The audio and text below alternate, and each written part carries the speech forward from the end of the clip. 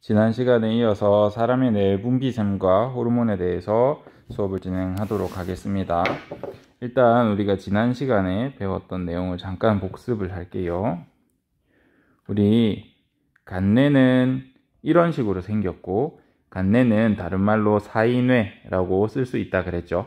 간내는 항상성 조절의 중추입니다. 우리 몸에서 항상 유지되어야 하는 성질, 그것을 항상성이라고 하고, 이 성질을 조절하는 가장 중심된 기관입니다. 항상성이라고 하면 선생님이 어릴 때 간내는 간을 보는 뇌다라고 착각할 정도로 이 세 가지를 중심적으로 항상성 조절을 해줬는데, 혈당,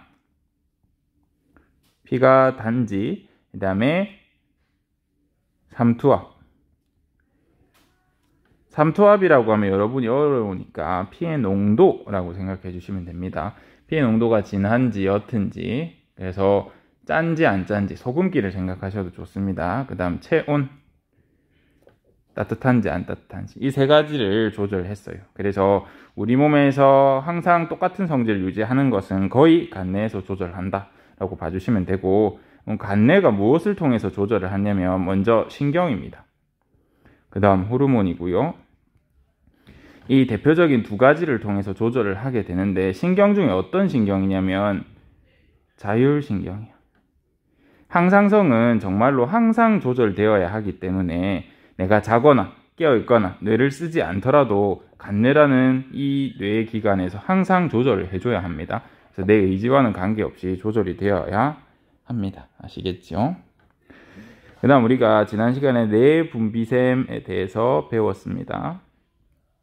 내분비샘은 내분비선 또는 내분비세포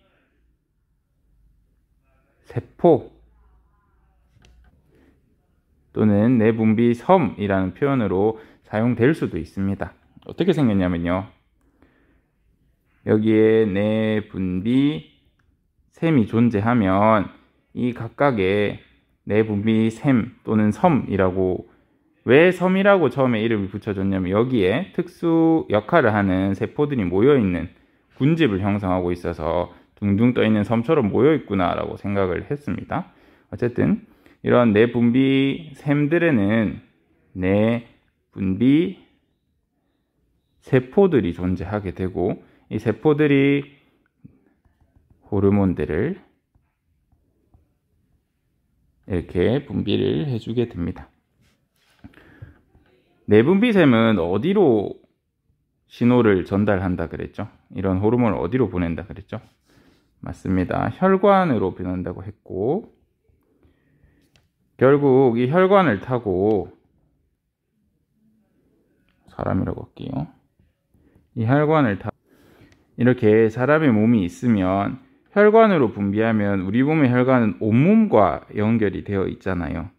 신경에 의한 조절, 위로 올라가 보면 신경에 의한 조절은 바로 그 표적 부위에다가 직접 연결이 되어 있기 때문에 빠르게 이렇게 또는 부분적으로 영향을 미칠 수 있습니다. 그런데 호르몬 같은 경우에는 이렇게 혈관에다 모두 분비하기 때문에 내가 여기 분비한 호르몬이 결국엔 우리 몸 모든 곳을 이동하게 됩니다. 단점은 이 혈액이 분비된 호르몬이 결국에는 내가 원하는 부위까지 혈관을 타고 이동해야 되겠죠. 이런 시간이 걸립니다. 그래서 신경보다는 상대적으로 느립니다. 대신 적용 범위가 전체적이고 넓죠. 이런 특징을 가지고 있습니다. 알아두시면 도움이 될 것 같고, 그러면 선생님, 호르몬을 우리가 분비하면 온몸으로 가게 되는데 그럼 온몸에 다 작용하나요? 그거는 호르몬마다 다릅니다. 호르몬에서 결국 혈관을 통해서 보내는 곳은 어디냐면 표적기관이라는 곳이 있습니다.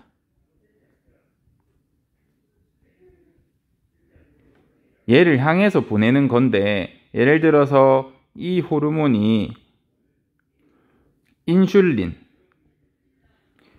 하면, 인슐린이란 호르몬은 간이나 근육에서 주로 작용을 합니다. 우리 인슐린은 혈당을 낮추거든요. 우리 나중에 배우겠지만. 우리 피에 있는 당 성분을 어떻게 낮추냐면 간에서 포도당을 글리코겐으로 합성하도록 촉진하고 그 다음에 근육으로 포도당을 집어넣습니다. 이런 식으로 하면 우리 피에 있는 당 함량이 떨어지겠죠. 그죠? 인슐린이 이렇게 주로 근육이라고 하는 두 가지 표적기관에 주로 작용을 해서 혈당을 떨어뜨리게 됩니다. 이런 것처럼 각 호르몬에는 표적이 되는, 목표가 되는 그런 기관이 있거든요. 거기를 보내기 위해서 혈관을 통해서 온몸으로 이렇게 보내게 됩니다. 어떤 호르몬은 역할이 많아서 온몸을 통해서 가면 팔에서는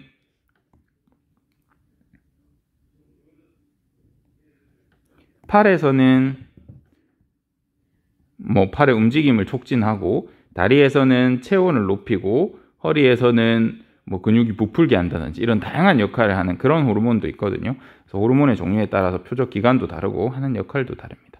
어쨌든 온몸을 통해서 이동하게 된다. 호르몬을 이야기하다 보면 호르몬은 극미량만 사용하게 됩니다.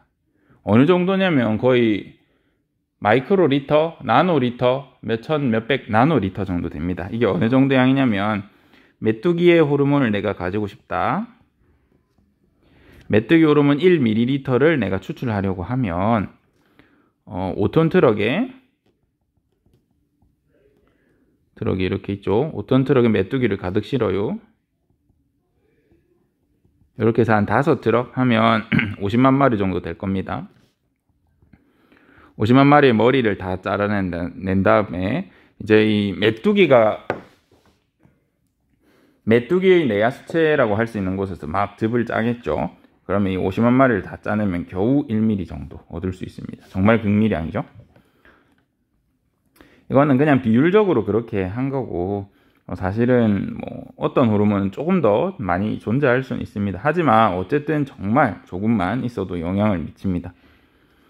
이렇게 조금만 존재하는 게 혈액에 뿌려져서 온몸에 퍼져 있으니까 얼마나 낮은 농도로 작용하겠어요. 그죠? 하지만 이 호르몬이라는 건 낮은 농도에서도 굉장히 큰 영향을 줍니다. 그러면 우리 이런 말 들어봤을 겁니다. 환경 호르몬. 환경 호르몬은 뭐냐면 환경에서 만들어진 어떤 물질이 호르몬의 역할을 하게 되면 우리가 환경 호르몬이라고 합니다. 왜 우리가 환경 호르몬을 주의해야 되냐? 예를 들어서 가열하면 안 되는 플라스틱을 가열하면 환경 호르몬이 나온다거나 스티로폼을 가열하면 환경 호르몬이 나온다거나 할 겁니다. 근데 이 환경 호르몬들, 플라스틱 계열의 환경 호르몬들은 주로 여성 호르몬과 유사한 기능을 하게 되고, 선생님 우리 그냥 라면 봉지에다 바로 끓여 먹어도 되잖아요. 군인들 많이 끓여 먹던데 그 정도는 1, 2년 잠깐 먹는 거니까 괜찮지 않아요? 할 수 있지만 괜찮은 사람은 괜찮을지라도 아까 말했죠. 호르몬은 극미량으로 작용한다고. 장기적으로 또는 몇 번밖에 안 했다고 하지만, 또는 커피 탈 때 커피 스틱으로 이렇게 섞게 되면 환경 호르몬이 나온단 말이에요. 그러면 남학생 같은 경우에는 정자가 줄어들고 여성형 유방이 생길 수도 있고, 또는 생식기의 크기가 작아진다든지 이런 영향을 끼칠 수도 있고. 여자분들한테는 좋아요? 아니요. 얘네는 실제로 호르몬이 아니라 호르몬의 역할을 하는 거기 때문에, 원래라면 여성 호르몬이 많이 나와야 되는데 여성 호르몬 대신 환경 호르몬이 와서 작용해 주니까 우리 몸에서 호르몬을 만들 필요를 못 느끼겠죠? 대신 해주는 애가 계속 들어오니까 그러면 여성 호르몬을 안 만들게 됩니다. 근데 얘는 비슷한 역할을 할 뿐이지 지속적으로 나오는 애는 아니잖아요. 우리가 먹을 때마다 작용을 할 수는 있으나, 그러면 이제 특히 2차 성징을 할 때 환경 호르몬을 많이 섭취하게 되면 여러분 여학생 같은 경우에는 2차 성징이 제대로 안 일어난다든가 생리불순을 겪는다든가 생리통이 심해진다든가 이런 문제가 생길 수 있습니다. 그래서 이 환경 호르몬은 굉장히 중요하게 생각하셔야 돼요. 그 다음에 여러분이 간혹 페로몬이라는 걸 들을 때가 있을 겁니다. 이제 페로몬 향수 이런 거 들어봤죠? 이성을 유혹하는. 페로몬은 뭐냐면 우리 호르몬들은 역할이 뭐였냐면 내분비샘에서 혈액을 타고 이동하잖아요. 페로몬은 몸 밖에서 신호를 전달할 경우 페로몬이라고 합니다. 이런 예시가 있습니다. 키, 얼굴, 스펙, 지능이 다 똑같은데 얘는 100일 동안 안 씻었고 얘는 매일 씻었어요. 이제 현대 기준이라고 하면 A랑 B가 존재할 때 보통 대부분의 여성들은 B를 선택하겠지만 의외로 실험을 해보면 A를 선택하는 사람의 비율도 높아. 이게 왜 그러냐면 이 A의 몸에서는 자신도 모르게 남성 호르몬에 의한 페로몬이라는 게 방출됩니다. 그러니까 이제 여성에게 호감을 줄 수 있습니다. 나의 남성성을 이렇게 내가 남성성이 있다, 나에게 다가오라 라는 신호가 은연중에 이렇게 방출이 되거든요. 그래서 우리가 페로몬 향수라고 하면 이성을 유혹할 수 있는 이런 페로몬을 넣어서 나에게 호감을 느낄 수 있도록 이렇게 작용을 시키기도 합니다. 인공 물질을 넣어서. 어디에서 근데 이제 페로몬을 쓰게 되냐면 식물 같은 경우에 이제 조금 페로몬이 발달되어 있습니다. 방어 페로몬. 어떤 경우냐면 식물에 이렇게 있으면 이제 식물에 애벌레가 이렇게 존재하면 애벌레가 이 식물 잎을 다 뜯어먹겠죠. 근데 식물은 움직일 수가 없잖아. 그래서 무슨 짓을 하냐면 페로몬을 분비합니다. 이 식물 페로몬은 어떤 역할을 하냐면 날아다니는 새 있죠. 새 어떻게 그려? 새한테 나한테 가까이 와주세요 라고 해서 새는 뭔지 모르지만 이 화학물질에 몸이 닿으면 여기로 가고 싶어집니다. 나한테 오세요 라는 신호가 돼서, 그래서 새가 가까이 접근하면 애벌레가 있네 하고 애벌레를 먹겠죠. 이런 식으로 식물은 페로몬을 이용해서 몸 바깥에서 신호 전달하는 어떤 물질을 이용해서 자기 몸을 방어하기도 합니다. 이런 식으로 페로몬, 환경 호르몬에 대한 얘기도 간단하게 해줬습니다. 이런 것들은 상식이긴 하지만 여러분이 이것을 정확하게 구분하고 어떤 역할의 차이가 있는지를 아는 게 좀 더 중요할 것 같습니다. 어쨌든 우리가 여기서 중점적으로 다뤄야 될 건 호르몬입니다. 호르몬을 기억하셔야 하고, 왜 이야기를 했냐면 극미량으로 작용한다. 그래서 환경에서 여러분이 받게 되면 영향이 생각보다 크다. 두 번째, 페로몬이라는 물질이 존재하는데 얘도 호르몬 같은 역할을 하지만 몸 밖에서 신호 전달하는 녀석을 페로몬이라고 한다. 우리 교과서에는 없지만 이런 내용도 알아두시면 도움이 될 것 같아서 이야기를 했습니다. 이제 우리가 지난 시간에 했던 거 한 번 더 복습을 해볼게요. 이제 간내가 있으면 간내 시각신경이 지나가는 이 부분을 우리가 시상이라고 했고, 이 아래쪽 부분을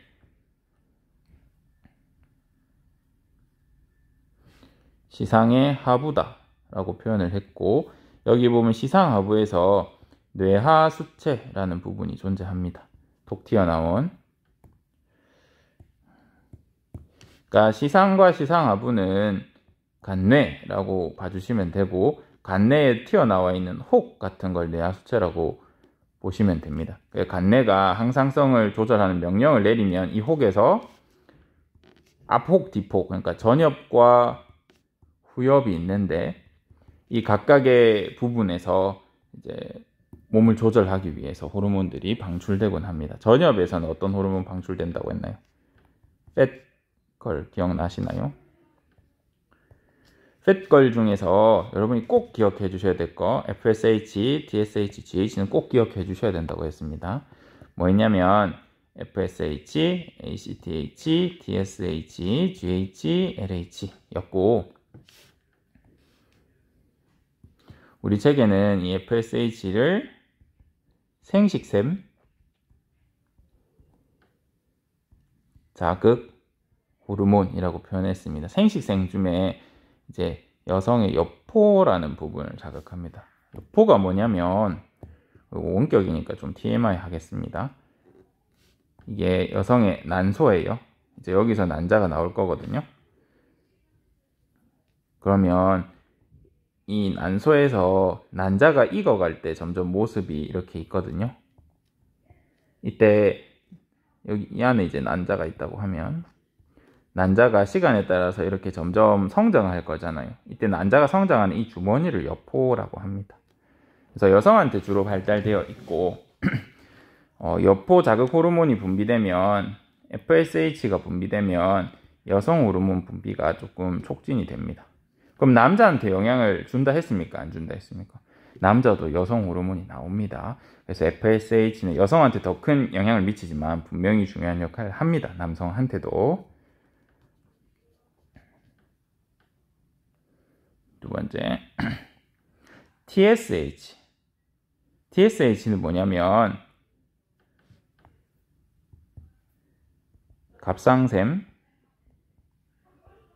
자극 호르몬. 그죠? 갑상샘이 영어로 뭐라 했는지 기억나시나요? 그죠? 사이로이드. 이 사이로이드의 T를 따서 갑상샘이고 자극은 스티뮬레이팅 호르몬인데 갑상선 자극 호르몬, 여포 자극 호르몬 이렇게 이해했다 그랬죠. 어릴 때. GH는 성장 호르몬. 이렇게 세 개는 꼭 기억해 주셨으면 좋겠습니다. 그러면 언급 안 했던 이 두 가지는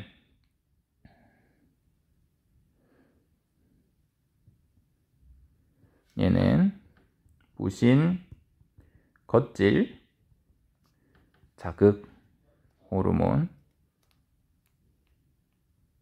이라고 불러주시면 됩니다. 얘는 황체 형성 호르몬이라고 부르기도 하고 이제 얘 그 모양을 보면 약간 LH 이게 배 이런 모양 보이지 않나요? 그래서 배 형성을 촉진합니다.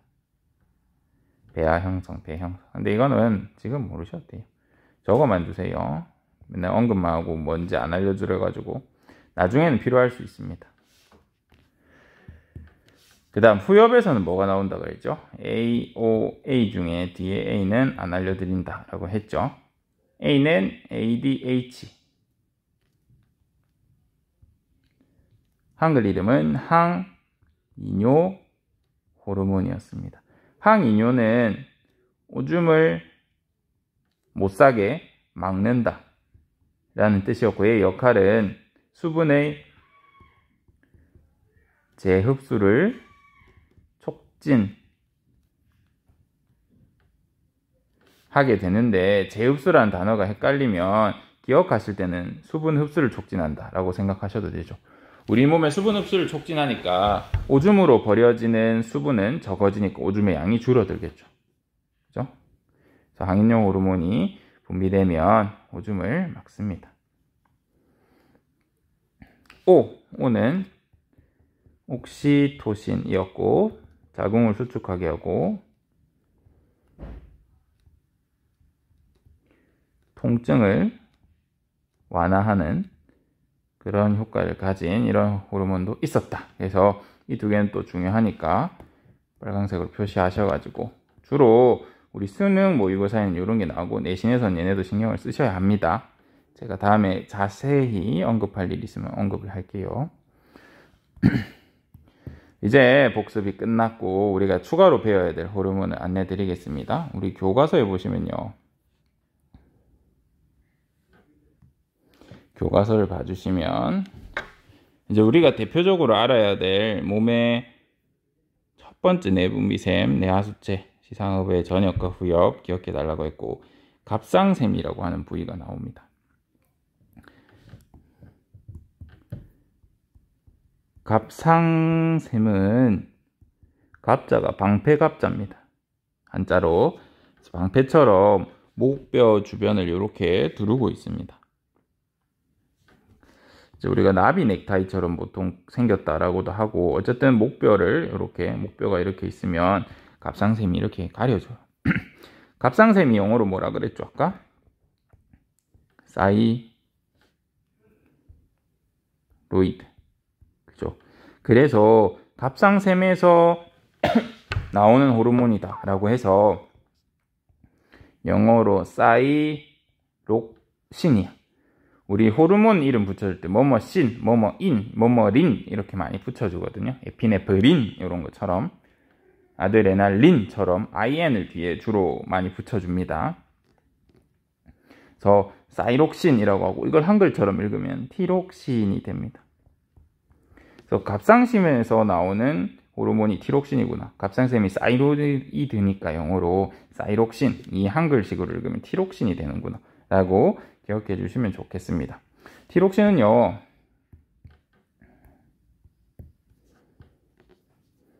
우리 몸의 물질대사 중에서도 주로 세포호흡을 촉진하게 됩니다. 우리 세포호흡 한번 기억해 보자. 세포호흡은 주로 어디서 일어납니까? 우리 몸의 미토콘드리아에서 일어나죠. 재료로는 포도당과, 우리 옛날 단원에서 배웠죠. 산소를 이용해서 뭘 만듭니까? 이산화탄소가 방출되고 물이 방출되고 ATP가 만들어집니다. 에너지로.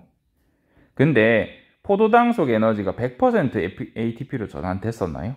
아니죠. 나머지 일부 에너지는 어디로 갔습니까? 열 에너지로 빠져나간다 그랬죠. 그쵸? 이때 티록신의 역할은 ATP 공급을 빠르게 하는 것도 역할이긴 한데, 세포호흡을 촉진해서 우리 몸에 열을 발생시키고자 해. 그러면 어떻게 될까요? 체온이 상승하게 됩니다.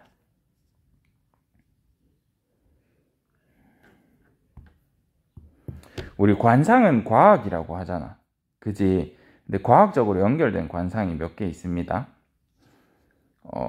보통 마른 사람이 있고 좀 통통하신 분이 있으면, 우리는 마른 사람과 통통한 사람을 보면, 여러분이 통통한 사람은 곰이라고 표현하고 마른 사람 뭐 여우라든지 좀 표독스럽다 막 이렇게 표현하잖아요. 빼빼 말라서 약간 눈도 튀어나오고,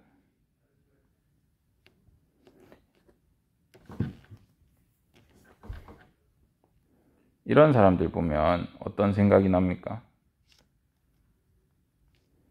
그죠? 약간 살집 있고 그런 이미지의 사람보다는, 물론 성격은 겉모습과 판단할 수 없지만, 마른 사람, 마르고 눈이 튀어나온 사람이 있으면 여러분 그 사람 보면 약간 저 사람 성격 급하게 생겼을 것 같고 막 이렇게 생각할 수 있습니다.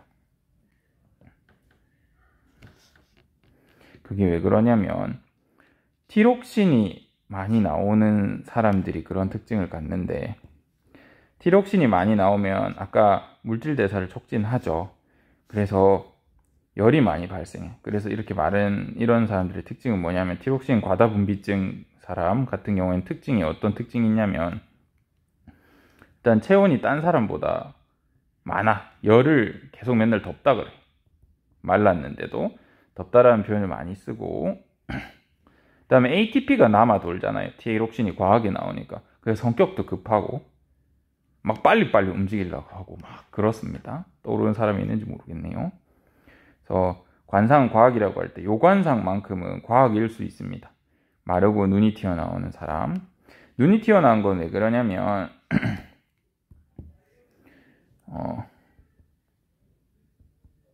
티록신 과다증에 걸리는 사람들의 갑상샘을 보면 대부분 갑상샘이 비대한 상태가 많습니다. 갑상선 비대증 이런 거 들어봤나요? 갑상선이 커진 거야. 그러니까 요만한 갑상샘보다 이만한 갑상샘에서 티록신을 많이 만들 거 아니에요. 그죠? 그래서 몸에서 계속 만들라 하니까 갑상샘이 커진 상태입니다. 그래서 이런 과다증에 걸리려면 갑상샘이 보통 커져 있어요. 그러다 보니까 계속해서 세포호흡을 많이 일으켜서 똑같이 먹어도 열이 많이 발생하면서 에너지를 소모해 버리기 때문에 살이 빠져요. 그래서 다이어트 약으로도 이걸 개발하곤 했는데, 문제는 실제로도 사용할 수 있습니다. 문제는 뭐라고? 눈 튀어나오고 뼈가 조금 발달하면서, 뭐 현대의학이 추구하는 예쁘게 생긴 상은 아닙니다. 살은 빠질 수 있어요. 이런 차이가 있습니다. 그 다음, 아까 티록신은 결국에는 세포호흡을 촉진해서 체온을 높인다고 했잖아요. 그래서 얘는 주된 조절 중추가 어딜까요? 맞아요. 간뇌에서 합니다. 간내는 항상성을 조절하고 항상성으로 혈당, 삼투압, 체온이라고 하는데 체온을 간내에서 조절해 줍니다. 어떻게 조절하냐면 아까 시상과 시상하부는 간내 일부라고 했고 내하수체는 간내에 붙어있는 혹 같은 거라 했잖아. 그지? 그래서 간내에서 명령을 내려요. 어디로? 내하수체 전엽으로.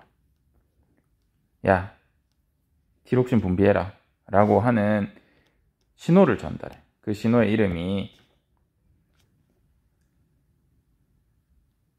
TSH 분비 호르몬, 릴리징 호르몬이라고 해서 TSH 릴리징 호르몬을 분비하게 하는데 우리가 이 앞글자만 따서 간내가 내하수체 전엽에다가 TRH라고 하는 호르몬을 분비하게 합니다. 간내가 이 내하수체에다가 분비를 하면 이 TRH는 내하수체 전엽으로 가서 누구를 분비하게 하냐면 갑상샘 자극 호르몬을 분비하게 합니다. 그럼 이 갑상샘 자극 호르몬이 혈액에 분비되면 어디로 가서 영향을 끼칠까요? 갑상샘에 가서 티록신 분비를 촉진하게 되겠죠. 밑에 다시 그려볼게요. 체온이 낮아. 그럼 이걸 누가 감지해요? 간내가 감지합니다. 그러면 간내는 내하수체 전엽 부엽 중에 전엽에다가 야, 체온 높이는 호르몬 분비해 라고 하면서 뭘 분비한다고요? TSH 방출 호르몬, 릴리징 호르몬을 분비하게 합니다. 그러면 내하수체 전엽에서는 갑상샘한테 이제 야, 체온 떨어졌으니까 티록신 분비해 라고 뭘 분비시킨다고요? 사이로이드 스티뮬레이팅 호르몬, 갑상샘 자극 호르몬을 분비하게 됩니다. 그럼 갑상샘에서는 자극을 받고 뭘 분비한다고요? 티록신을 분비하게 됩니다. 그러면 티록신이 분비되면 물질 대사가 촉진되어서 결국 뭐가 되나요? 체온이 상승하게 되는 이런 효과를 가지게 됩니다. 자, 우리 많은 얘기를 했는데 오늘은 이번 주를 시작하는 첫 시간이니까 쌤이 앞에 내하수체에 대한 복습을 하나 했고 티록신 하나 했습니다. 그래서 이때 티록신이 체온이 낮을 때 간내에서 이를 감지하고 내하수체 전엽에 TSH 릴리징 호르몬을 분비하게 한 다음 이 자극을 받으면 내하수체 전엽에서 티록신 자극 호르몬이 분비되고 다시 얘의 정식명 TSH 방출 호르몬, 얘의 이름은 갑상샘 자극 호르몬. 그럼 갑상샘에서는 티록신이 나오고 얘는 물질 대사를 촉진시켜서 체온을 상승하게 해서 낮은 체온을 보완해주는 이런 역할까지 우리가 큰 그림으로 한번 배워봤습니다. 여기서 이제 고급 문제들이 나올 수 있습니다. 갑상샘을 많이 이야기하는 이유는 여기서 이제 어려운 문제들이 많이 나온단 말이에요. 봐요. 그러면 체온이 상승하는데 무한정 상승할 수는 없잖아. 그지? 그러면 이 티록신은 체온 상승도 촉진하지만 간내에 가서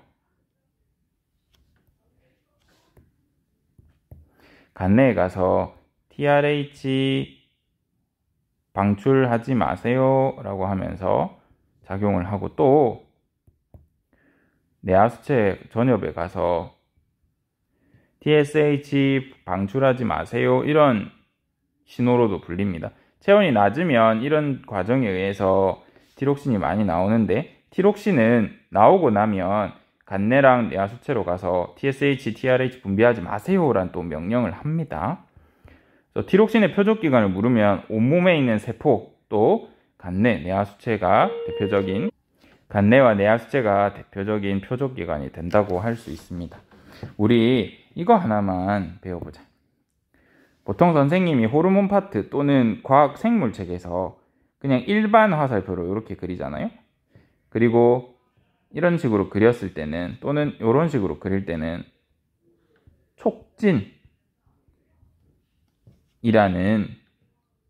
의미가 있어요. 그런데 가끔 화살표 대신 이런 식으로 그릴 때가 있어.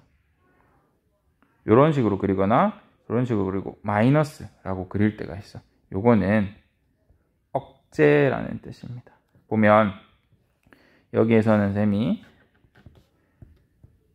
간내가 촉진하는데 티록신은 가서 억제 한다는 걸 이런 식으로 표시했죠. 그죠? 이 표현에 익숙해지셔야 합니다. 티록신은 간내와 내하수체 전엽을 억제해서 TRH, TSH가 분비가 안 돼야 티록신이 추가로 분비 안 돼서 체온이 계속 올라가는 걸 막을 거 아닙니까? 그쵸? 자, 이런 내용도 있습니다. 여기에서는 이제 병과 관련된 내용이 많이 나와. 예를 들어서 TRH의 농도는 계속 증가하고 있는데 얘가 많이 분비되니까 TSH도 많이 분비될 거 아니에요. 그러면 티록신이 많이 분비되어야 하는데 티록신의 농도는 계속해서 낮아지네? 그럼 지금 어디에 문제가 생긴 거예요? 그죠? 갑상샘이 다쳤구나 라는 걸 판단할 수 있겠죠. 다시 TRH는 많이 분비되고 있어. 왜냐하면 체온이 낮던가 티록신이 많이 분비 안 되니까. TRH가 많이 분비되니까 TSH가 많이 분비되네? 이런 자료를 준 거야. 그런데 티록신의 농도는 낮다는 자료를 준 겁니다. 이게 어떻게 된 거지? TSH가 많으면 티록신이 많이 나와야 되잖아요. 근데 많이 분비 안 됐어. 아, 갑상샘이 다쳤구나.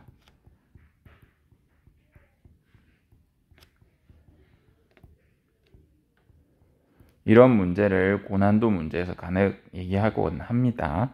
그래서 오늘 수업에서는 지금 간단하게만 언급했는데 다음 시간에 우리가 여기 티록신과 관련된 고난도 문항에 대한 것도 조금 연습을 해보고 부신 속질, 이자, 정소, 난소에서 어떤 호르몬이 방출되고 어떤 역할을 하는지 학습해 보도록 합시다. 이상입니다. 다음 시간에 요거부터 해야 된다고 꼭 말을 해주시던가 제가 녹화해서 오겠습니다.